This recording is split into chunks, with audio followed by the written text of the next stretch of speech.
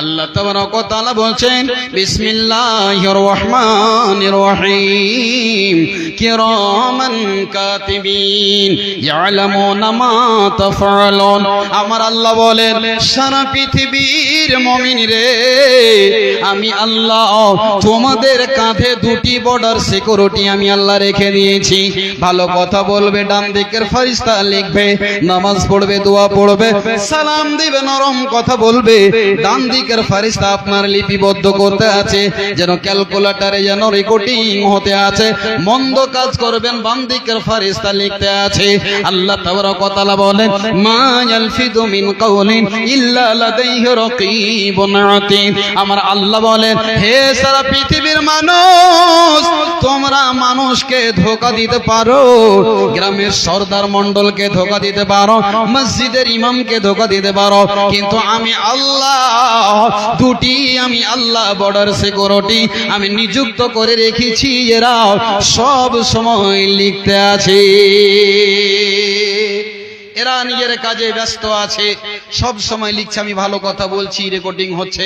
মন্দ কথা বলবেন ভাই বাবজি আমার মা বোনে আমার, ফাহেশ কথা অশ্লীল কথা, মুখে আপনি অশ্লীল অকথ্য গালি দিচ্ছেন, মুখে খারাপ ভাষা ব্যবহার করছেন, সব সময় আপনার রেকর্ডিং হতে আছে। আল্লাহ বলছেন মা ইয়ালফিদু মিন কাওলিন ইল্লা লাদাইহি রাকীবুন আতীদ।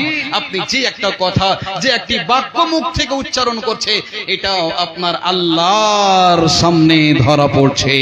যেদিন কিয়ামতের দিন আল্লাহ রাব্বুল আলামিন কি করবেন, হিসাব নেবেন।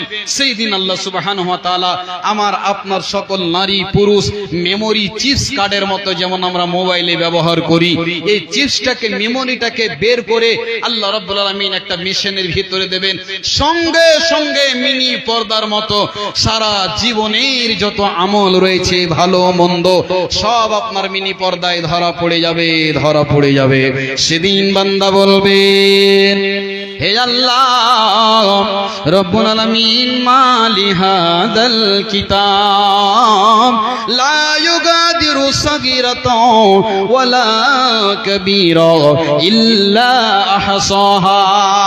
মাবুদ রে, কিয়ামতের মাঠে মানুষ সেদিন নিজের আমলনামা দেখবে আর তারা আফসোস করে বলবে হায় হায় কি এমন আশ্চর্য কিতাব, জালসাতে গিয়ে মিথ্যা বলেছিলাম, জালসাতে গিয়ে সত্য কথা বলেছিলাম, অমুক লোককে মিথ্যা কথা বলে সামান বিক্রি করেছিলাম, মিথ্যা কসম খেয়ে যে বেশি টাকা নিয়ে সামানটাকে ওই গ্রাহককে দিয়েছিলাম।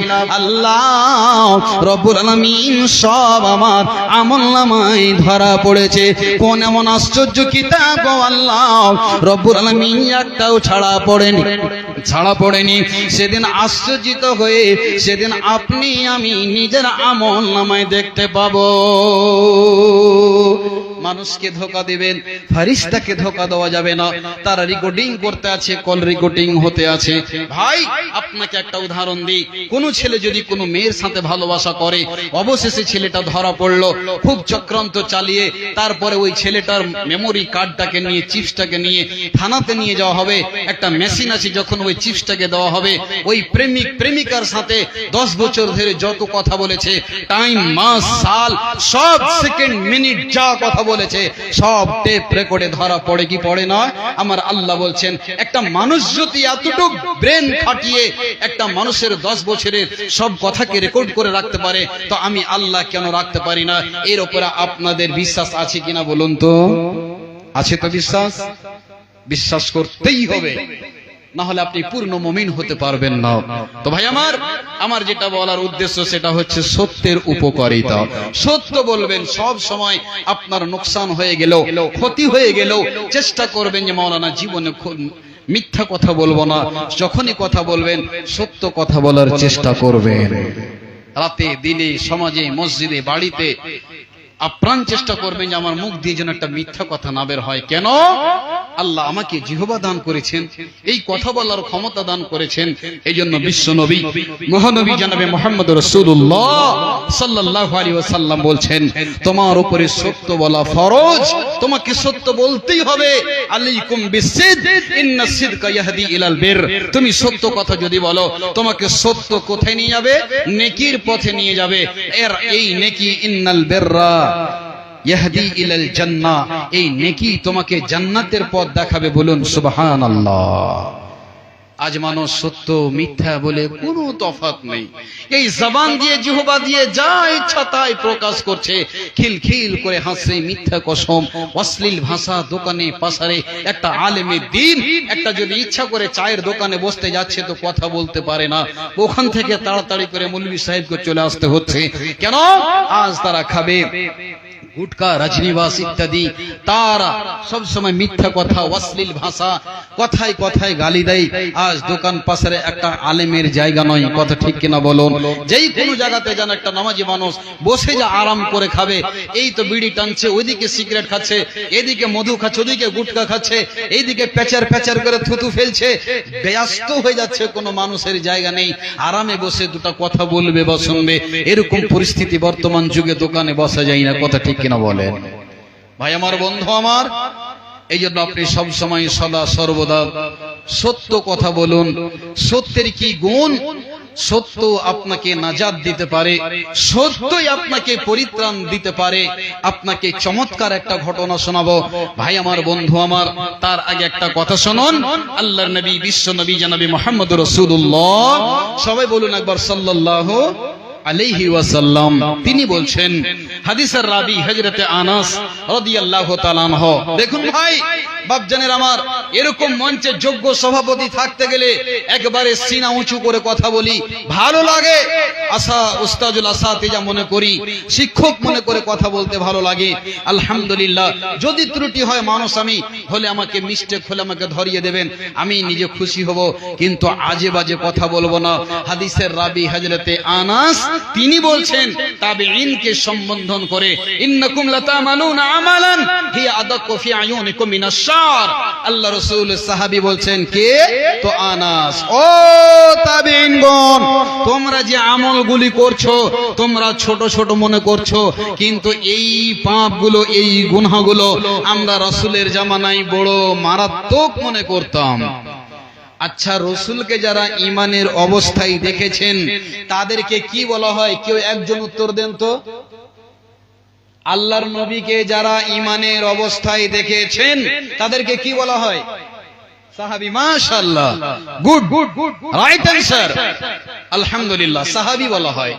ইমানের অবস্থায় যারা সাহাবাদেরকে দেখেছেন তাদেরকে কি বলা হয়? তাবেঈন। তাবেঈন বলা হয়। তো এই সাহাবী এবং তাবেঈনের ব্যবধান কত দূর? বেশি দূর নয়, তবে তারা সামান্য মিস্টেক করে দিতেন, এই পাপটাকে রাসূলের সাহাবীরা মারাত্মক মনে করতেন। চলুন, আজ আমি আপনি কত অহরহ গুনার কাজ করি, একটা দুটা কথা বলছি, এক দুটা কথা বলছি। আল্লাহ কোরআনে বলছেন যে তোমরা বাতিল ভাবে, অন্যায় ভাবে কারো মালকে ভক্ষণ করবে না। শাইখুল হাদিস মুমতাজ আলী সাহেব বলছিলেন যে কিয়ামতের মাঠে একটা মানুষ পাহাড়ের সমান নেকি নিয়ে আসার পরেও লোকটার নেকি শূন্য হয়ে যাবে। কে? ওই লোকটা হবে যেই লোকটা অবৈধভাবে মালকে আত্মসাৎ করেছে, ভক্ষণ করেছে, লুটে নিয়েছে। ও মুসলমান, আজ হরিশ্চন্দ্রপুর বাগুহা গ্রামের আপনাদের অত্র এলাকার সমাজকে বলতে চাই, আপনি আপনার ছেলের বিয়েতে 5 লক্ষ টাকা, 2 লক্ষ টাকা নিলেন, 3 লক্ষ টাকা নিলেন, অ্যাপাচি গাড়ি নিলেন, আর আপনি সম্পূর্ণ মেয়ের বাপের কাছ থেকে টাকা নিলেন। মেয়ের বাপ নিঃস্ব, গরিব, কিছু নেই। মসজিদে মসজিদে ওই মেয়ের অভিভাবক এই ছেলেকে পণ দেওয়ার জন্য আজ মসজিদে, জুমার মসজিদে সালাম ফেরার পর লোকটা চোখের কোনা দিয়ে পানি ঝরায়, হাত দুটোকে ভিক্ষার হাত সামনে বাড়িয়ে দিয়ে বলে, আমি অমুক গ্রাম থেকে এসেছি, আমার ছেলে নেই, সব মেয়ে, আমার 2 নম্বর মেয়েটার বিয়ে দেব, 3 লক্ষ টাকা লাগবে, আপনারা আমাকে সহযোগিতা করবেন। ইমাম সাহেব তখন বলেন, বাপজি আপনি গেটের সামনে চলে যান, দরজার সামনে যান, গামছাটা পাতাবেন, ওখানে আপনাকে যে যা পারবে দিবে। কথা বলে কি বলে না বলুন? সেটাকে আমি আর আপনি এই কাজগুলো করি। শুনে রাখুন, আল্লাহ রাব্বুল আলামিন বলছেন এটা হলো বান্দার হক।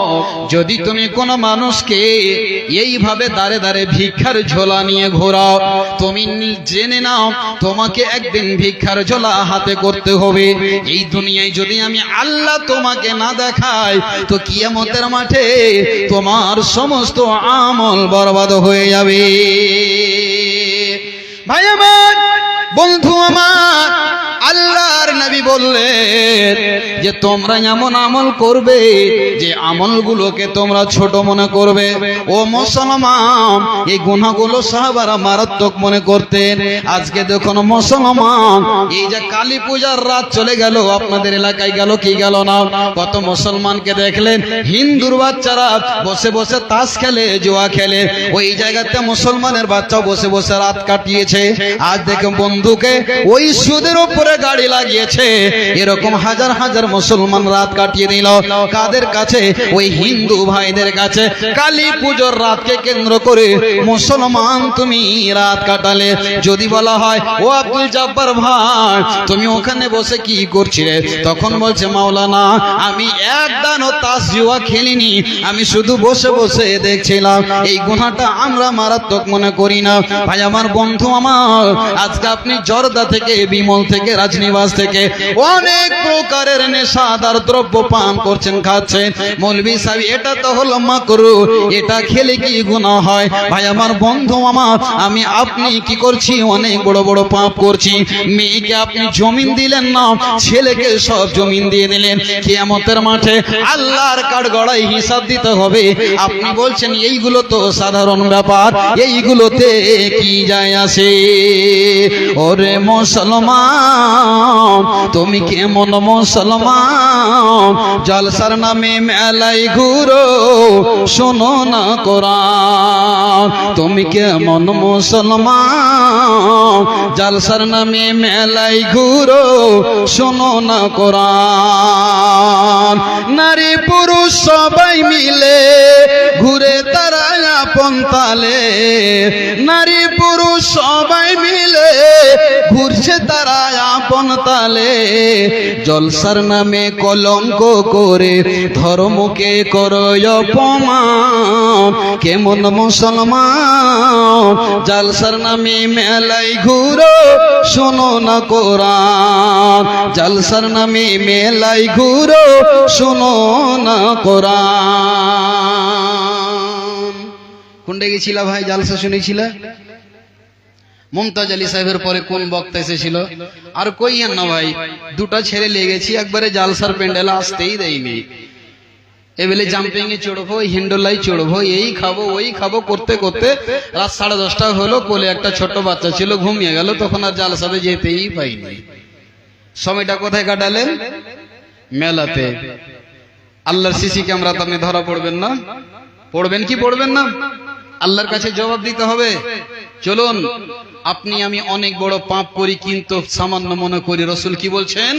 এমন একটা জামানা আসবে, মানুষ বড় বড় ভুল করে দিবে, কিন্তু সামান্য মনে করবে। হিয়া আদাকুমি ফি আয়ুনিকুম মিনাশ শার। এই যে চোখের উপরে ছোট ছোট ভুরুগুলো আছে, দেখতে পাই কি ভাই বাপজান? আমরা দেখতে পাই না। মানে ক্ষীণ জিনিস, ছোট জিনিস। আল্লাহ রাসূল বললেন কিয়ামত আসার আগে আগে আমার উম্মতেরা বড় বড় পাপ করবে, কিন্তু কেমন করবে? একটা যেমন নাকের গোড়াতে মাছি বা মশা বসতে গেলে এভাবে হাঁকিয়ে দেয়, ঠিক ওরকম বড় বড় পাপ করে দিবে আর সামান্য মনে করবে। ভাইজান আমার, বন্ধু আমার, ঈমান আমাদের কেমন আর ঈমান ছিল সাহাবাদের কেমন, একটা চমৎকার আপনাকে ঘটনা শুনিয়ে আমার বক্তব্য শেষ করব। আমি বলছিলাম, আল্লাহ বলছেন তোমরা আল্লাহকে দেখে ভয় করো এবং তোমরা সদা সর্বদা মিষ্টি মিষ্টি করে কথা বলবে, তোমরা মিথ্যা কথা বলতে যাবে না। আল্লাহ রাসূল সাল্লাল্লাহু আলাইহি সাল্লাম বলছেন মুনাফিকের সিম্পটম, মুনাফিকের লক্ষণ হচ্ছে 3খানা। রাসূল বলেছেন ইযা হাদাসা কাযাবা, যখন মুনাফিক কথা বলবে তো মিথ্যা কথা বলবে। আজ আমরা মিথ্যা কথা না বললে পেটের ভাত হজম হয় না বাবজি, সব সময় মিথ্যা। মসজিদে আল্লাহর ঘরে বসেও মিথ্যা। আল্লাহ রাসূল বলছেন ওয়াইদা ওয়াদা খলাফা, মুনাফিকের দ্বিতীয় নম্বর চরিত্র হলো তারা ওয়াদা করবে, অঙ্গীকার করবে আর খেলাফ করবে। কি ওয়াদা খেলাফ? ভাই নামাজ পড়বে? তোমার বাপের জানাজা এখানে রাখা আছে, নামাজ পড়বে তো ইনশাআল্লাহ? মাওলানা সাহেব আজকে আসরের পর থেকে নামাজ ধরে নেব। আসর, মাগরিব, এশা, জুমা, জুমা 3 জুমা হলো না, লোকটা নামাজ ছেড়ে দিল। ফির যখন আর কেউ মারা গেছে নিজের ছেলে, হারে বাজি সেদিন যে তুই বললি যে আমি নামাজ ছাড়বো না, তো নামাজ পড় রে বাজি পড়। ইমাম সাহেব বলতে হবে না ইনশাল্লাহ আমি নামাজ ধরে নেব। এটা ওয়াদা খেলাফি হলো কি হলো না? আর একটা কথা শুনলেন, আপনার জমিনে একটা গরিব মানুষকে কাজ করালেন, কাজ করার পর ওই লোকটার 400 টাকা দিন মজুরি। আপনার বাড়িতে শুক্রবারে 3 জুমার পর টাকা চাইতে আসলো, ও হাজি সাহেব টাকাটা দেন, মার্কেটে যাব, বাড়িতে চাল নাই কিনে নিয়ে যাব। তখন হাজি সাহেব বলছে, বাপরে আজকে আসিস না, রবিবারের দিন বেলা 10টার সময় আসিস। রবিবারের দিন যখন মাস্টার সাহেবের কাছে গেছে টাকা চাইতে, তখন বলছে কোন তোর সমাগমা আছে, কালকে আসিস। এই করতে করতে করতে করতে ওই লোকটা পায়ের 2 জোড়া স্যান্ডেল ছিঁড়ে গেল। হাজি সাহেব মাস্টার সাহেব ওই মজদুরকে, গরিব মানুষটাকে 1000 বার ওয়াদা করে সময় মতো টাকা দেয় না। নবীজি বলছেন, উম্মত রে, যারা মুনাফিক হবে তাদের ভিতরে এই গুণ পাওয়া যাবে, এই বৈশিষ্ট্য পাওয়া যাবে, এই খাসলতটা পাওয়া যাবে। হে আমার উম্মতেরা শোনো, যারা মুনাফিক হবে, ওয়াইদা উতিমানা খানা, আমানত দেওয়া হবে, আমানতে তারা খেয়ানত করবে। হে আমার বাপ, হে আমার ভাই, আমার মা বোন, আমানত আমরা কি বুঝি?